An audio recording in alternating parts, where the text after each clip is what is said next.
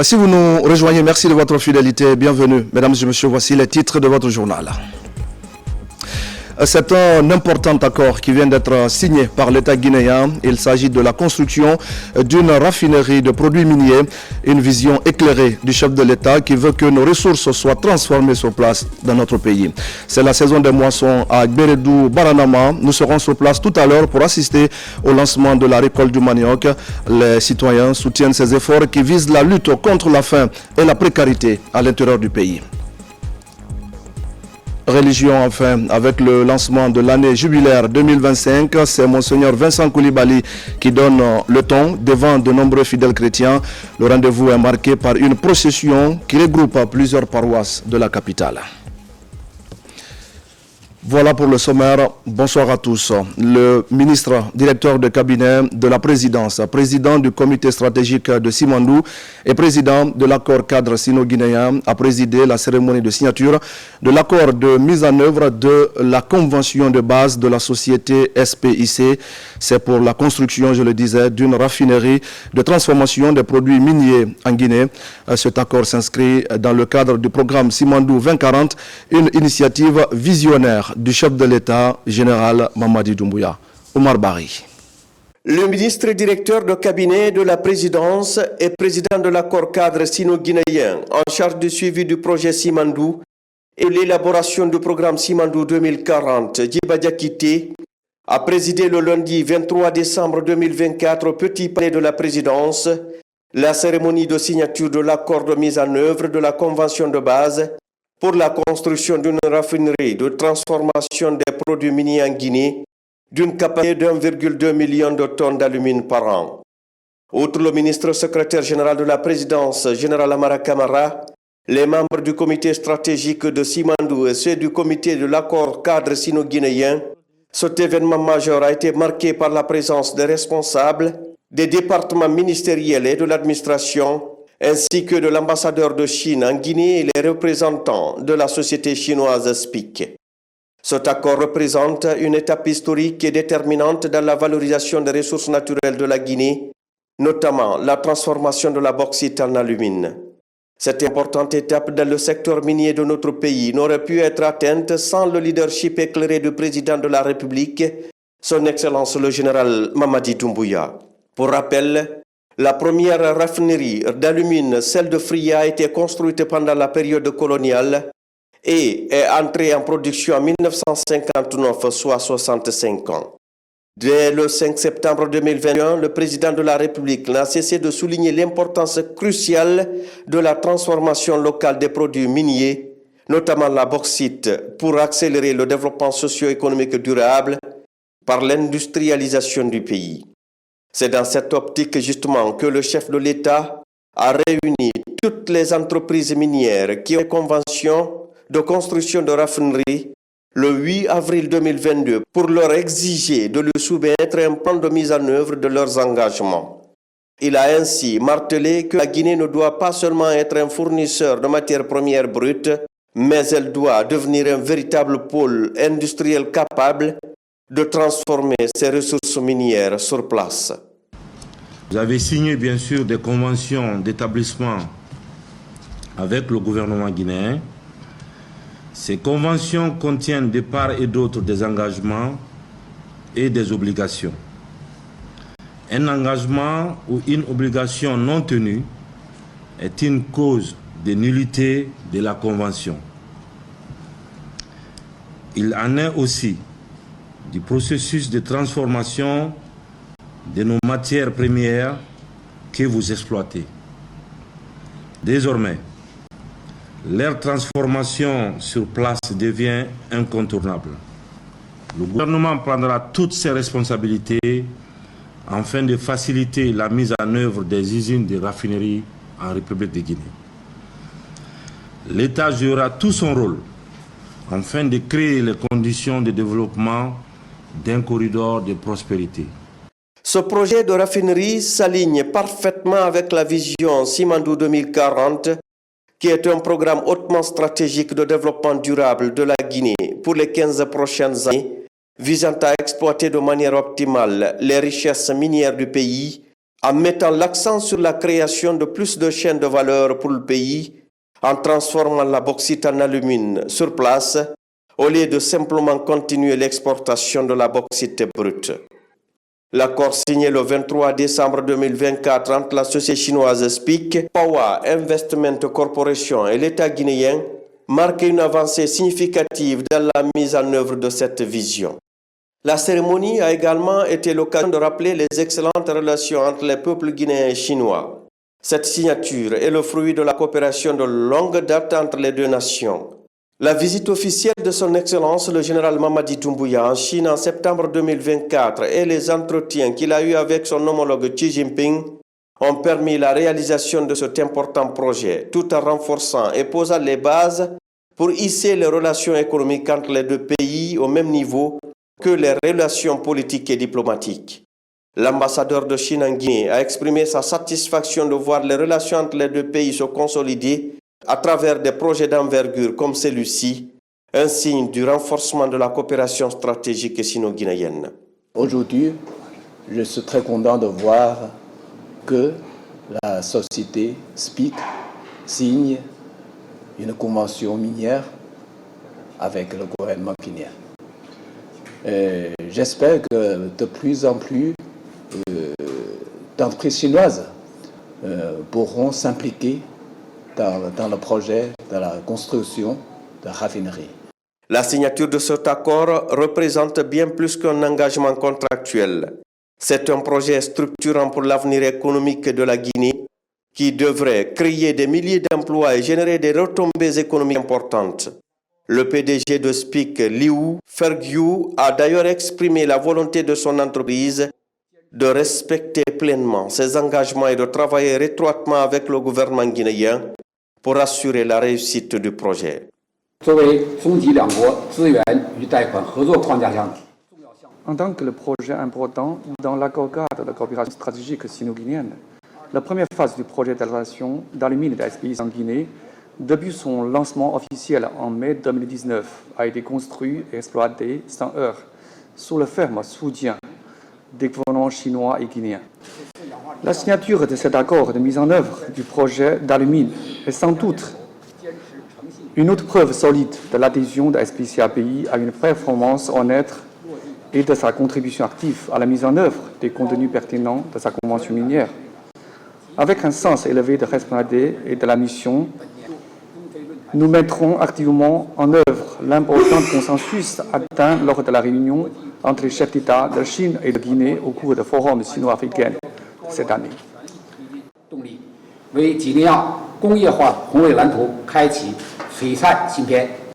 Le ministre directeur du cabinet de la présidence et président de l'accord cadre sino-guinéen Djiba Diakité a, pour sa part, souligné l'importance de ce projet pour le développement industriel du pays.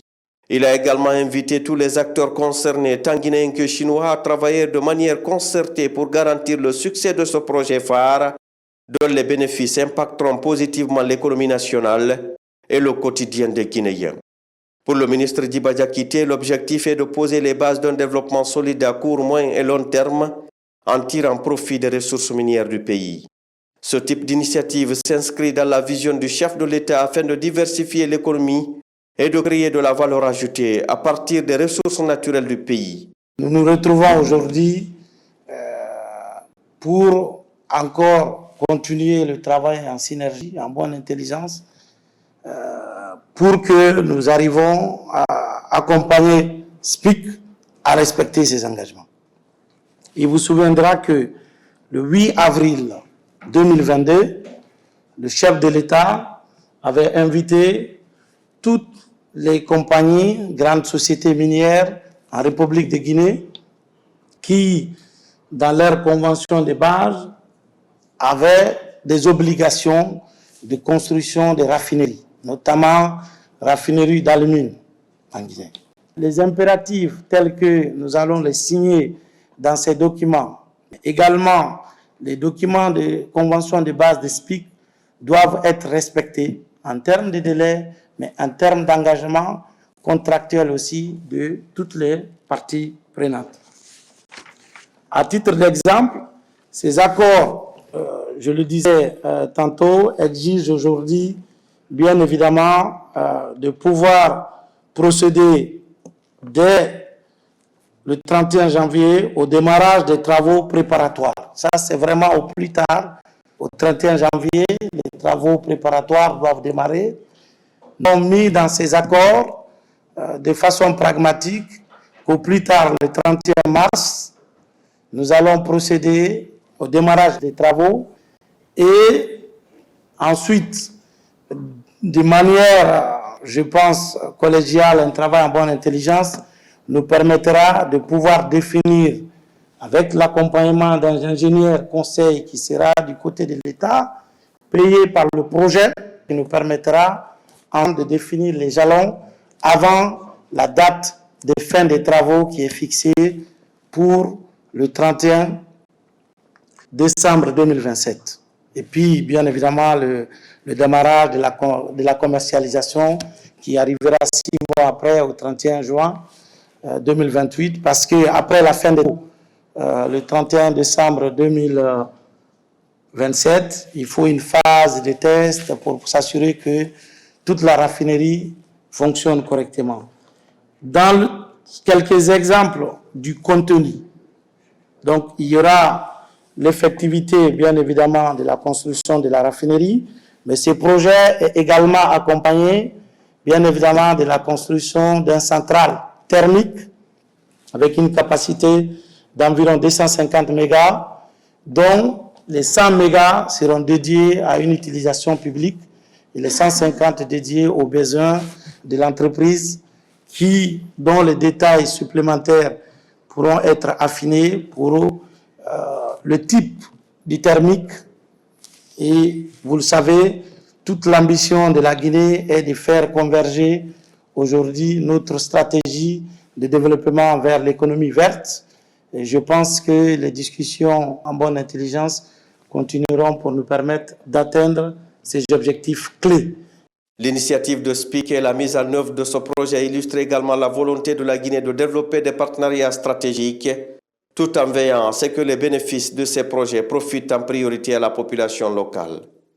Les relations diplomatiques historiques entre la Guinée et la Chine sont des relations solides depuis notre indépendance. La Chine, c'est un des premiers pays qui ont reconnu la République de Guinée. Et la Guinée et la Chine ont toujours marché main dans la main. Mais cette relation devait être traduite en termes de développement, en termes d'entraide, en termes de coopération.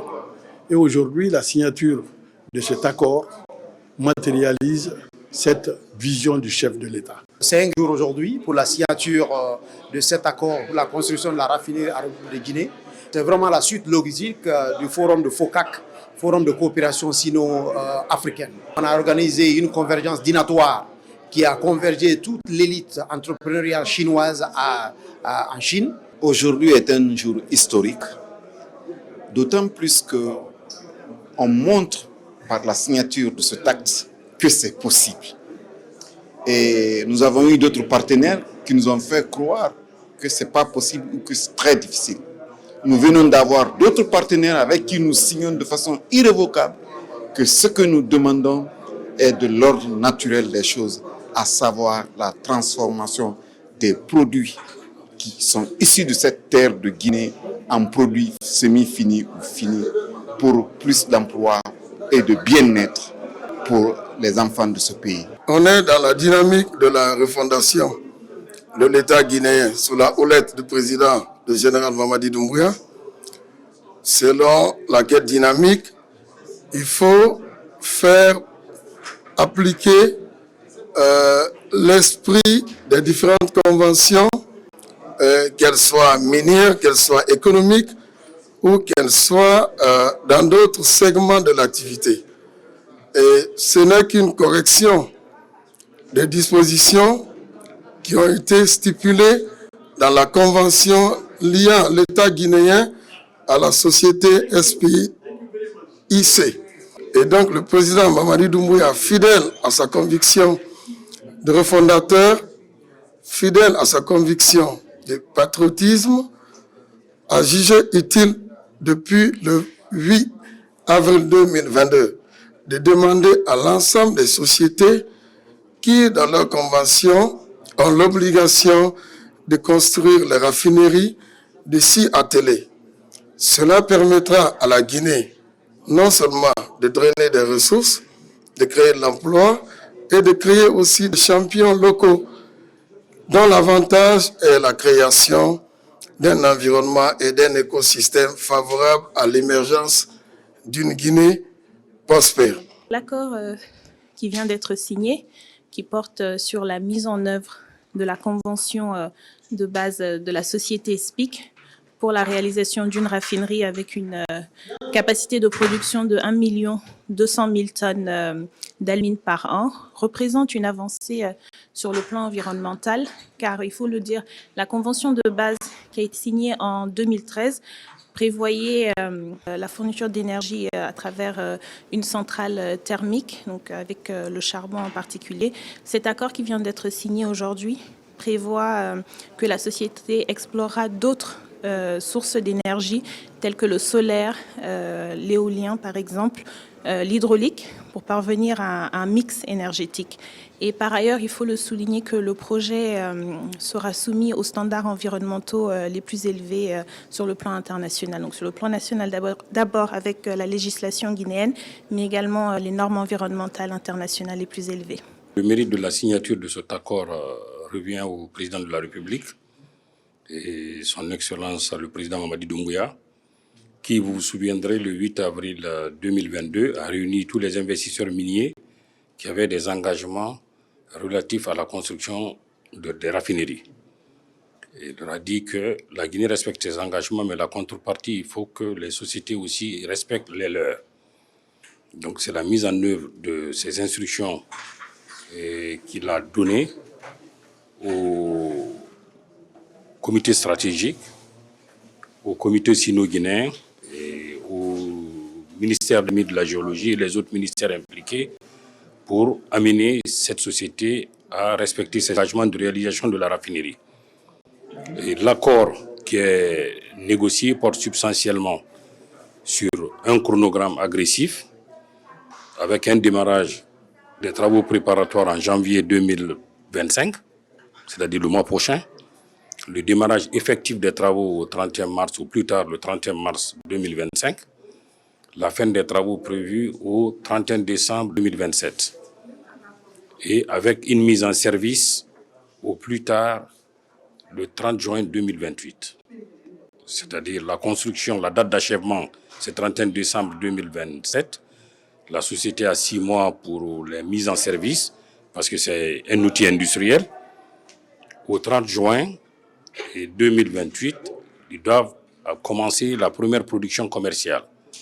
Ensuite, au plus tard, si au 31 décembre 2028, ils n'ont pas encore respecté les engagements, il y a des pénalités qui sont prévues. Au 31 décembre 2028, l'État a le droit, et c'est important de le souligner, de retirer la concession minière, c'est-à-dire le titre minier, conformément aux dispositions prévues par le Code minier. Mais au-delà de ces aspects, il faut quand même retenir qu'il y a eu des gains extrêmement importants dans cet accord, qui est un accord de mise en œuvre de la convention de SPIC signée en septembre 2013. Et les gains dont il s'agit, pendant 5 ans, et à partir de 2025, il y aura une bourse pour 100 élèves guinéens issus de tous les lycées du pays, y compris les lycées des zones d'opération de la société, pour les amener dans les filières techniques et scientifiques en Chine. C'est ce qui garantira, c'est ce qui permettra de préparer les futurs Guinéens qui vont travailler dans ces raffineries. En définitive, la cérémonie de signature de cet accord marque un moment clé dans l'histoire économique de la Guinée et témoigne des ambitions de son gouvernement sous le leadership visionnaire de son Excellence le général Mamadi Doumbouya, président de la République, pour transformer ses ressources naturelles en véritable moteur de développement national. Ce projet de raffinerie, à la fois symbole d'innovation et de coopération internationale, ouvrira sans aucun doute la voie à de nombreux autres projets de transformation industrielle dans les années à venir, contribuant ainsi à la réalisation de l'ambitieux programme Simandou 2040. Merci beaucoup à Oumar Barry pour toutes ces explications. Dans le reste de l'actualité, rappelé à Dieu le jeudi 26 décembre, et l'âge Moussa Solano repose désormais au cimetière de Cameroun, ici même à Conakry. Les funérailles ont été précédées ce dimanche par un symposium. Le gouvernement, les parents, les amis et les militants de son parti, le Parti de l'Unité du Progrès, étaient venus lui rendre hommage pour les loyaux services rendus à la nation guinéenne. Amadou Touré. Après la levée du corps ici à l'hôpital de l'Amitié sino-guinéenne, en présence du Premier ministre chef du gouvernement Amadou Oura, la dépouille du regretté Elhadj Moussa Solano est exposée au Palais du Peuple où débuta ses témoignages pour les derniers hommages rendus à celui qui fut membre fondateur du Parti de l'Unité et du Progrès PIP avant d'en être son président. Dieu a donné, Dieu a repris. À lui, nous appartenons. La douleur du deuil est certes immense, mais la mobilisation des autorités administratives et politiques, des militantes et militants et sympathisants, aux côtés de la famille politique et biologique, est un témoignage apaisant nos cœurs, sécher nos larmes. Cet homme politique fut également et surtout un grand administrateur innovateur à l'origine de plusieurs réformes dans le cadre de la modernisation de l'administration du territoire et de la sécurité. Avec le sentiment du devoir accompli dans l'intérêt supérieur de la nation guinéenne, ton parcours professionnel fut à tout point de vue une réussite qui doit dorénavant être une source d'inspiration pour tes enfants, mais également pour toute la jeunesse guinéenne. Ton nom restera à jamais lié à l'administration du territoire. Tu as pleinement accompli ta mission sur terre, repose en paix. Au nom du président de la République, le général d'armée Mamadi Doumbouya, au nom de monsieur le Premier ministre chef du gouvernement et à mon nom propre, c'est le lieu pour moi de vous adresser nos condoléances les plus émues. Pour un homme comme pour un peuple, la joie et la douleur sont alternatives. Aujourd'hui, nous ressentons tous la douleur de la perte cruelle de notre frère, le ministre Moussa Solano. Aujourd'hui, c'est toute l'administration du territoire qui est en deuil. Avant d'occuper ce poste de ministre, Elhadj Moussa Solano a été un enseignant intègre, un sportif et un homme de culture en tant que chef d'orchestre de Télédiage, où il est reconnu par la préfecture de Télémélé comme un fils du terroir. Ces différentes casquettes ne lui ont pas empêché surtout d'assumer ses devoirs de père exemplaire pour ses 6 enfants, dont une fille. De voir un tel hommage rendu à notre père dans ce cadre prestigieux et inestimable. En ce moment solennel, nous, ces enfants, exprimons notre gratitude, notre profonde reconnaissance à son Excellence, Monsieur le Président de la République, chef de l'État, chef suprême des armées, général d'armée Mamadi Doumbouya, ainsi qu'à son gouvernement pour les dispositions prises afin d'organiser ce symposium à l'honneur de notre Père. Cette attention particulière illustre l'engagement de notre nation envers ses filles et ses fils qui ont consacré leur vie au service de notre pays. Nous lui devons l'initiative et l'appui pour la reconstruction du bloc administratif qui avait été détruit par les rebelles et qui fait aujourd'hui la fierté de la préfecture de Guédou. Nous lui reconnaissons aussi les initiatives de réconciliation au-delà des frontières entre les 3 communautés qui sont la Guinée, la Sierra Leone et le Libéria. Membre du gouvernement, ancien Premier ministre et autres hauts cadres des gouvernements précédents, militants et sympathisants du Parti de l'Unité et du Progrès, parents et amis du défunt faisaient un monde pour rendre ce dernier hommage à ce commis de l'État connu et reconnu par sa transversalité. Ces recueillements ont été suivis par des prières funèbres à la grande mosquée de Conakry avant l'inhumation au cimetière Cameroun. Que son âme repose en paix. Amen. Dans l'actualité encore, à Mamou, des acteurs locaux des 4 régions naturelles du pays sortent d'une formation de 2 jours.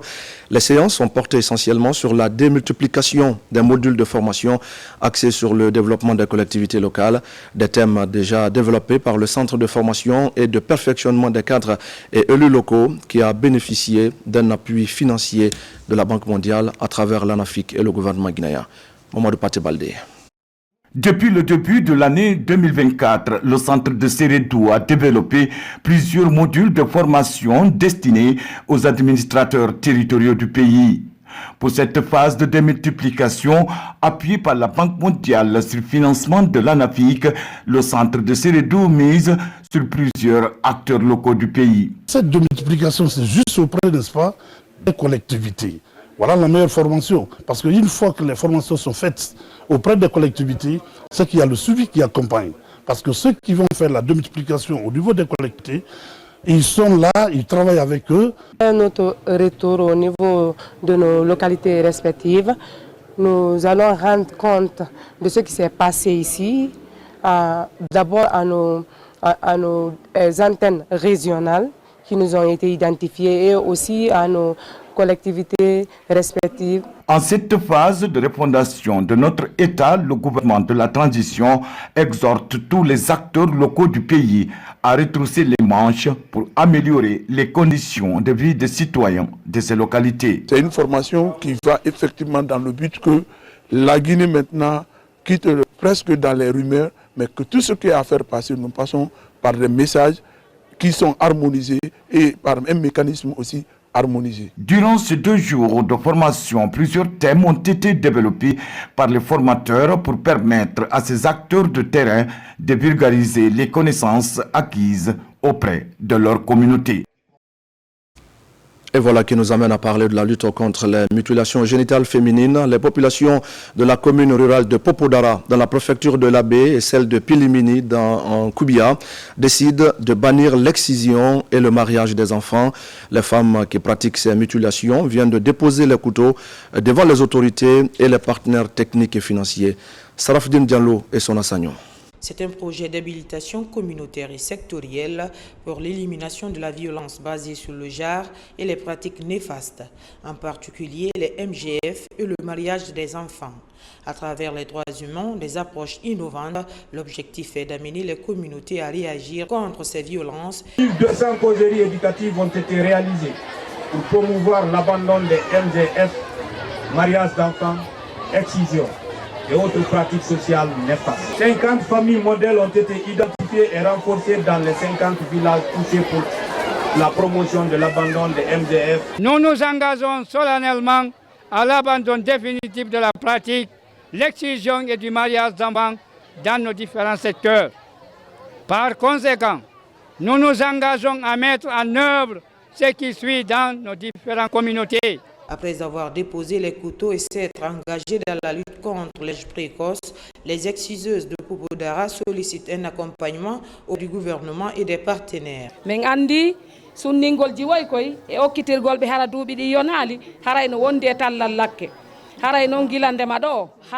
n'est pas bon d'exciser les filles ni leur donner un mariage précoce. Nous vous demandons de nous aider pour nos associations. Ces déclarations et engagements sont salués par les partenaires techniques et financiers. Ils promettent de continuer à assister les communautés. On sait, tout en étant très réaliste, que pour un certain nombre de femmes, notamment les exciseuses, la pratique de l'excision est une source de revenus. Nous faisons en sorte que ces femmes puissent aussi trouver d'autres sources de revenus à travers des activités génératrices de revenus. La mise en œuvre de ce projet pour promouvoir l'abandon des mutilations génitales féminines et les pratiques sociales néfastes a été menée dans 50 villages des communes rurales de Popodara et celle de Pilimini dans la préfecture de Koubia. Mois de décembre, mois des moissons, à Bérédou Baranama, je le disais au sommaire, le monde rural est mobilisé pour lancer officiellement la récolte du manioc. Des grandes réjouissances culturelles ont marqué, vous allez le voir, ce rendez-vous qui vise aussi à encourager la Fédération des producteurs de manioc dans ses efforts de lutte contre la faim et la pauvreté en milieu rural. Yamokaba. À 35 km de Kankan, la commune rurale de Bérédou Baranama.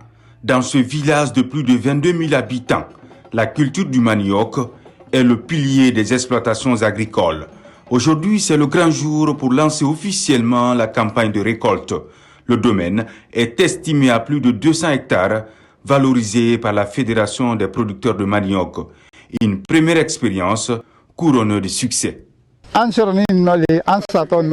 Nous avons tous ces domaines pareils. Comme c'est l'union qui fait la force, on était obligé de conjuguer le même verbe pour le rayonnement de cette culture, notre identité. La fédération est encadrée par un spécialiste. Le conseiller agricole Laïba Condé affiche ses ambitions pour répondre aux multiples enjeux de la souveraineté alimentaire. La porte ouverte à tout le monde, c'est moi qui ai initié. J'ai fait plus de 8 mois sur ce travail. J'ai fait la mensuration de tous ces champs. J'ai créé 44 groupements. J'ai créé 10 unions et faire maintenant en fédération. J'ai fait la mensuration de tous ces champs-là. L'avenir s'annonce promoteur pour la Fédération des producteurs de manioc. Avec l'implication de son conseiller agricole, elle cherche à investir dans la recherche agronomique pour améliorer les rendements à l'hectare et garantir des récoltes plus abondantes à chaque cycle. On va élargir l'information aux autorités puisque si les paysans ont tenu à leur engagement, pourquoi pas nous autres? Pour le moment, le manque d'unité de transformation et l'ouverture des marchés pour la révalorisation du manioc restent des grands défis à relever. Retour à Conakry et nous allons parler de cette opération dénommée Ville propre. En 72 heures, la campagne d'assainissement de la ville a touché plusieurs quartiers ce week-end.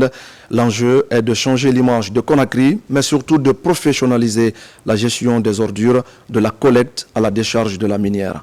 Marwan Kamara. La vaste opération Ville propre en 72 heures déclenchée par le groupe Al-Barak se poursuit. Dans la nuit du vendredi 27 décembre au samedi 28 décembre, cette caravane de salubrité publique a touché Concasseur, Amdallah Pharmacie, centre émetteur à Kipi jusqu'à la T5, sans oublier Symphonia Gare, Yimbaya et Madina. Cette opération a permis d'assainir les acteurs publics et d'autres points critiques de la capitale.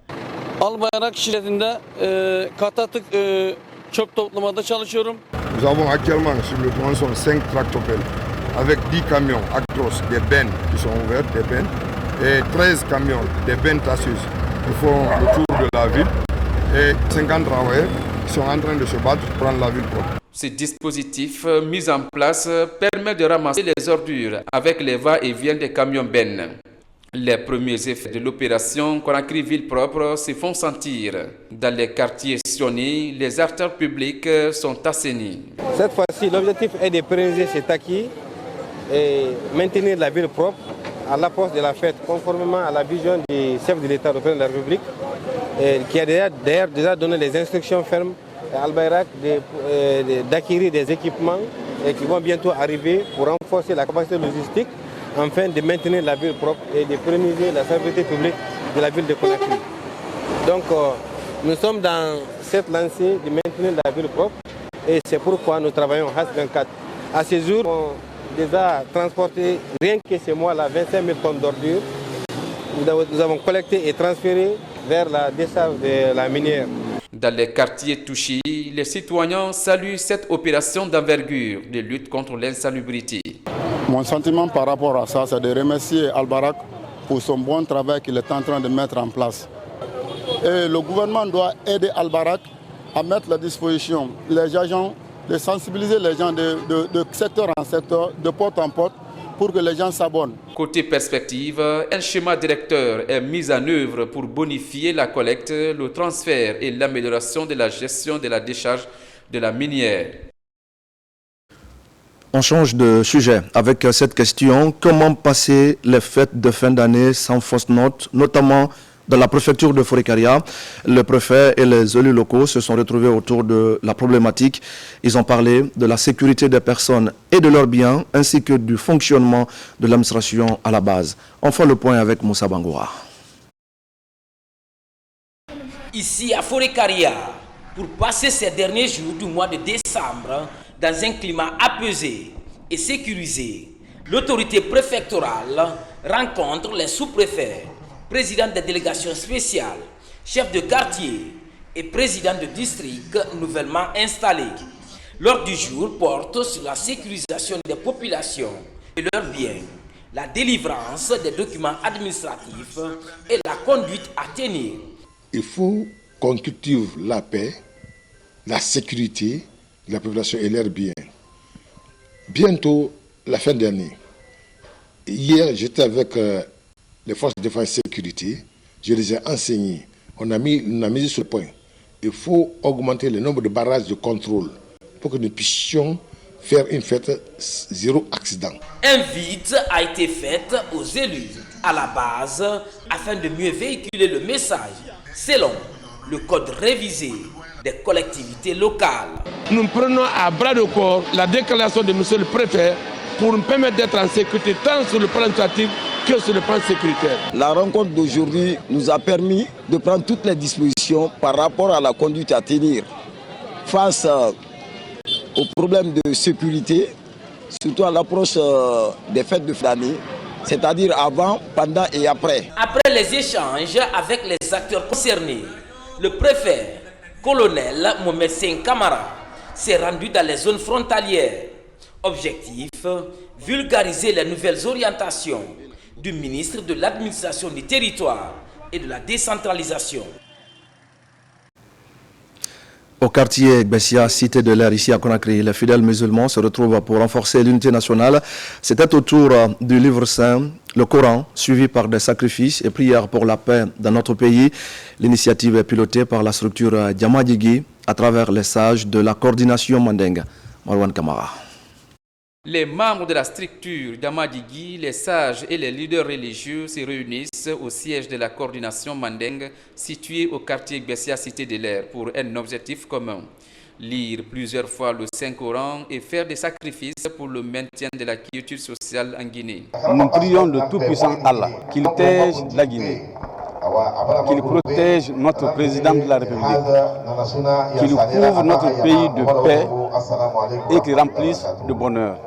Le tout s'articule autour de la paix, la recherche de la paix, quémander la paix pour que le Créateur nous l'accorde, afin que nous puissions vivre en paix. Organisé par les membres de la structure d'Amadigi à travers la coordination des sages du Mandeng, ces séances de lecture du Saint-Coran constituent aussi un moment de communion pour promouvoir les vertus de l'islam et pour sensibiliser les fidèles à l'entente et surtout à la préservation de la cohésion sociale.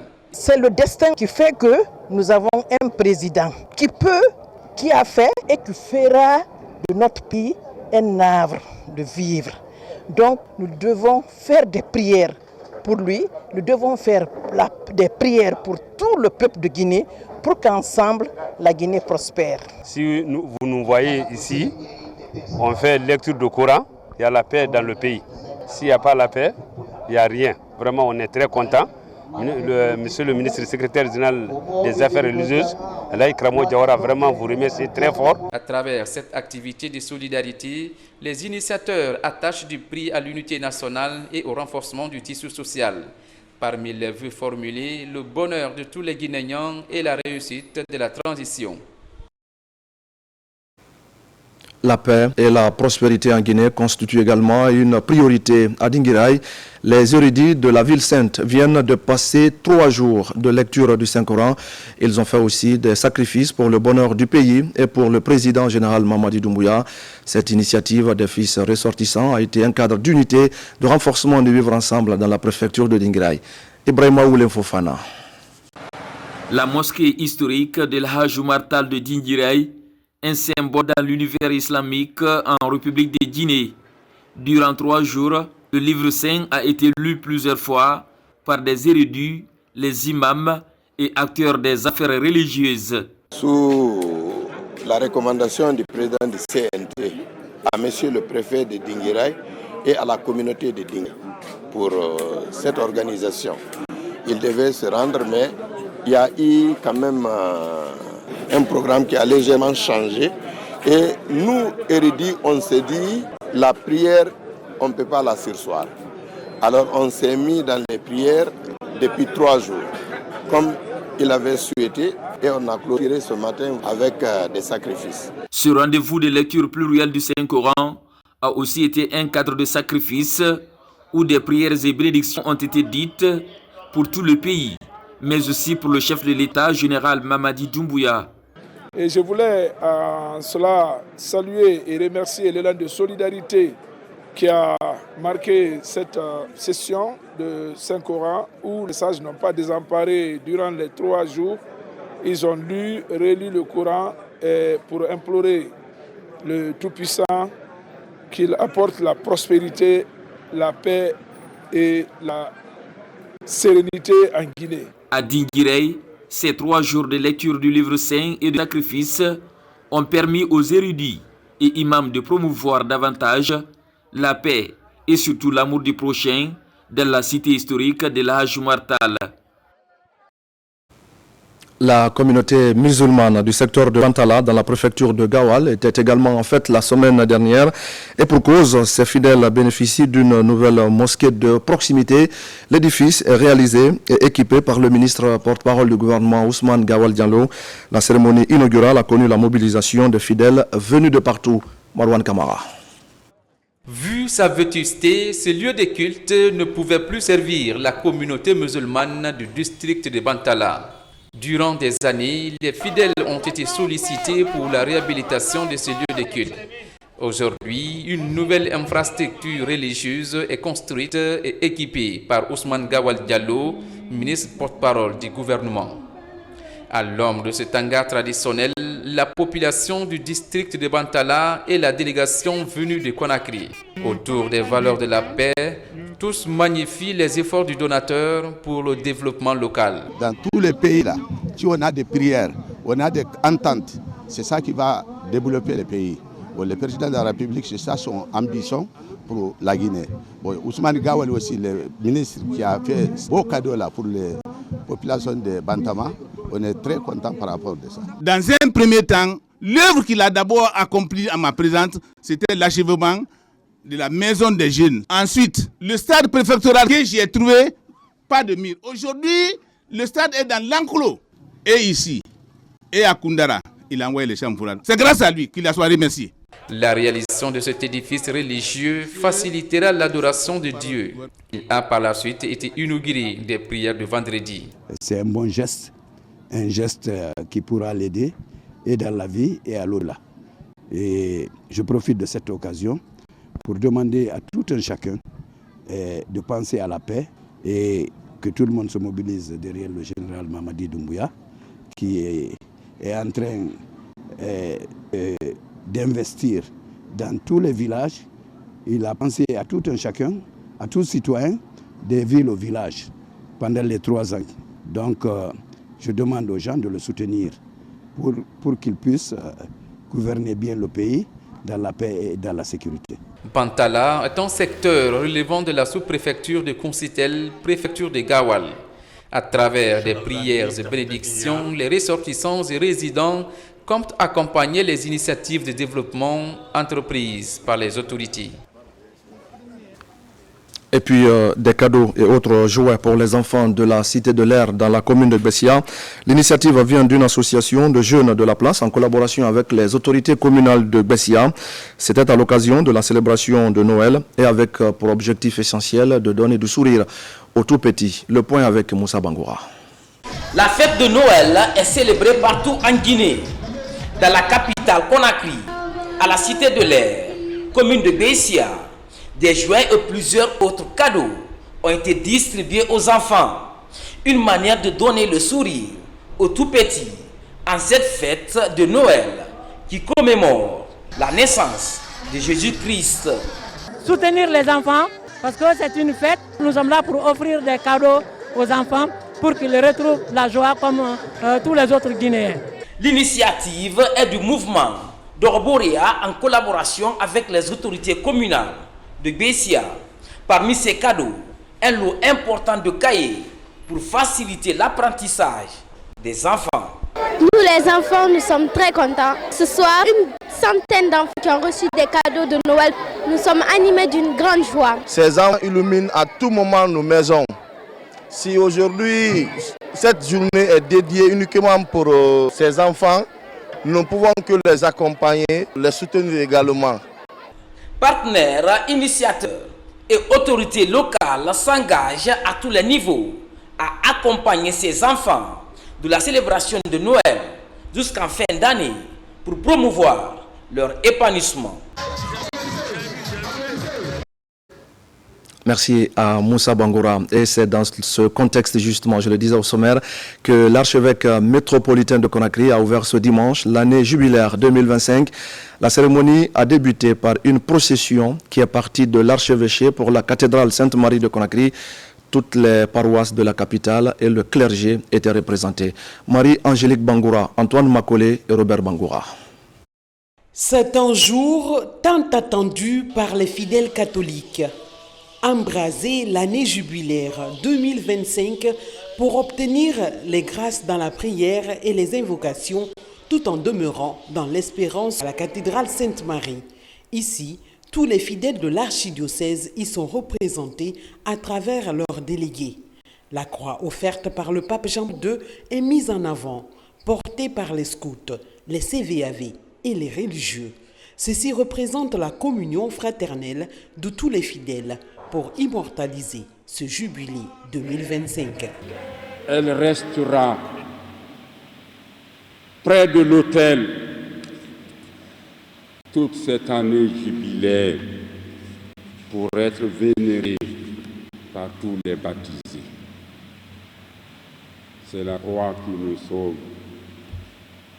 Elle restera ici, placée à côté de l'autel de la cathédrale, pour être vénérée par tous ceux qui viendront en pèlerinage. J'ai fait le jubilé l'an 2000. J'étais très contente que 2025, j'ai remercié le Seigneur qui m'a trouvé en vie pour le jubilé 2025. Donc je suis vraiment prête à le vivre exactement comme le demande le prêtre, comme le demande l'archevêque. Les fidèles arrivent au porche de la cathédrale pour un nouveau jubilé. Événement au cours duquel la porte sainte est ouverte pour une nouvelle expérience spirituelle. L'archevêque métropolitain exerce le rituel d'ouverture du jubilé tout en utilisant la croix du Christ pour l'ouvrir. Dès lors, tous les fidèles pourront désormais franchir le seuil de la porte et se considérer pèlerins. Il n'est pas donné à tout le monde de prendre part à un jubilé. En effet, c'est tous les 25 ans qu'on procède à ce rituel fort de sens. Et nous rendons grâce à Dieu d'avoir pris part à ce jubilé de 2025. Tout chrétien doit comprendre que le jubilé, c'est l'année de grâce. Et puisque c'est l'année de grâce, je demande pour notre diocèse et pour spécialement notre paroisse en construction, beaucoup de grâce. En ce jour mémorable, Monseigneur Vincent Koulibaly est entouré d'une cinquantaine de religieux et religieuses et également des fidèles des paroisses de l'archidiocèse de Conakry. À partir de ce jour, tous les fidèles sont invités à effectuer leur pèlerinage de l'Espérance à la cathédrale Sainte-Marie de Conakry, à la paroisse Christois de Kindia, à la paroisse Notre-Dame de l'Abbé et dans la cour de l'archevêché. Ce jubilé souligne l'importance de garder confiance en l'avenir, même dans les moments difficiles. Et voilà, mesdames et messieurs, c'est la fin de ce journal. Merci à tous de l'avoir suivi. À l'orée de la nouvelle année, je formule le vœu que vos résolutions, des plus connues aux plus intimes, se concrétisent en 2025. Que la paix et la prospérité soient notre partage à tous. Je vous retrouve donc l'année prochaine pour d'autres actualités de la Guinée, notre paradis, terre de richesse et d'innovation.